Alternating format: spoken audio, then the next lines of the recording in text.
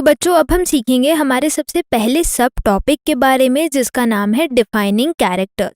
अगर हम ब्रायोफाइट्स के डिफाइनिंग कैरेक्टर्स की बात करें तो सबसे पहले हम बोल रहे हैं कि जो ब्रायोफाइट्स का थैलस है वो बहुत कम डिफरेंशिएटेड है, यानी वो प्रॉपरली डिफरेंशिएटेड नहीं है रूट, स्टेम और लीफ में, पर उससे मिलता जुलता थोड़ा बहुत स्ट्रक्चर वैसा है।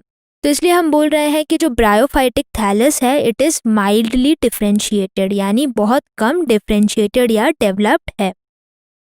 फिर हम बात कर रहे हैं कि they grow in soil but require aquatic medium for sexual reproduction. No doubt ये सॉइल में ग्रो कर रहे हैं एज ए प्लांट, पर फिर भी कहीं ना कहीं अभी इन्हें एक्वेटिक मीडियम, इन्हें पानी चाहिए ताकि ये सेक्सुअली रिप्रोड्यूस कर सकें। तो इसलिए हम इन्हें एम्फीबियंस ऑफ प्लांट किंगडम भी बोलते हैं, क्योंकि इन्हें पानी भी चाहिए रिप्रोड्यूस करने के लिए और ये लैंड पर भी रह रहे हैं। इसके बाद हम बात करें they flourish in moist and shady hilly regions. तो हम बात करें सबसे ज़्यादा जो ब्रायोफाइट्स हैं वो मॉइस्ट यानी नमी वाले एनवायरनमेंट में मिलेंगे, और जो शेडेड हिली रीजन्स होते हैं वहाँ पर भी बहुत ज़्यादा मिलेंगे। इसके बाद अगर हम बात करें ब्रायोफाइट के टिपिकल बॉडी प्लान या डिज़ाइन के बारे में, तो यहाँ पर एक इमेज दिखाई गई है जिसमें एक टिपिकल बॉडी प्लान बताया गया है ब्रायोफाइट का। तो इसमें आप देख पा रहे हैं जो पूरी एक ब्रायोफाइट की बॉडी है वो दो पार्ट्स में डिवाइडेड है।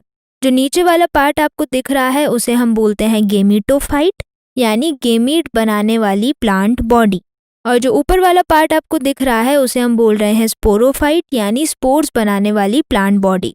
तो पूरा ब्रायोफाइट का अगर हम बॉडी प्लान देखें तो ये दो मेजर पार्ट्स में डिवाइडेड हमको दिखता है। एक है गेमीटोफाइट यानी गेमीट प्रोड्यूसिंग, एक है स्पोरोफाइट यानी स्पोर फॉर्मिंग। अगर हम स्पोरोफाइट बॉडी की बात करें तो फिर से ये तीन पार्ट्स में डिवाइडेड होती है। नीचे वाला पार्ट होता है फुट, जो कि इसे गेमीटोफाइट से जोड़े रखने में मदद रखता है। फुट के ऊपर एक डंडी आपको दिख रही है जिसे हम बोलते हैं सीटा, और सीटा के ऊपर एक स्वोलन स्ट्रक्चर आपको दिख रहा है जिसे हम बोलते हैं कैप्सूल।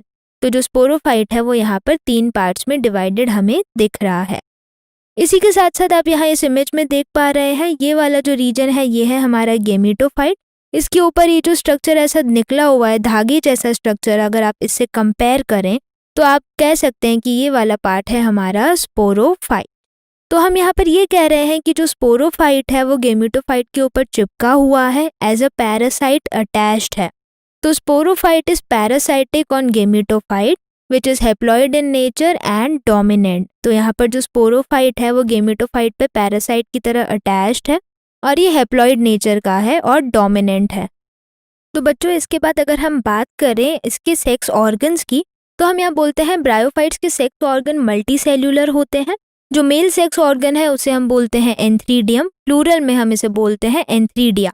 तो यहाँ पर इमेज में एंथ्रीडियम दिखाए गए हैं एक मॉस के, और ये प्रोड्यूस करते हैं बायफ्लैजिलेटेड एंथेरोजॉइट्स। एंथेरोजॉइट्स मेल गेमीट्स हो गए जो कि एंथ्रीडियम से मिलके बन के आ रहे हैं, और इनके पास दो फ्लैजिला है तो इसलिए हमने इन्हें क्या बोला, बायफ्लैजिलेटेड एंथेरोजॉइट्स।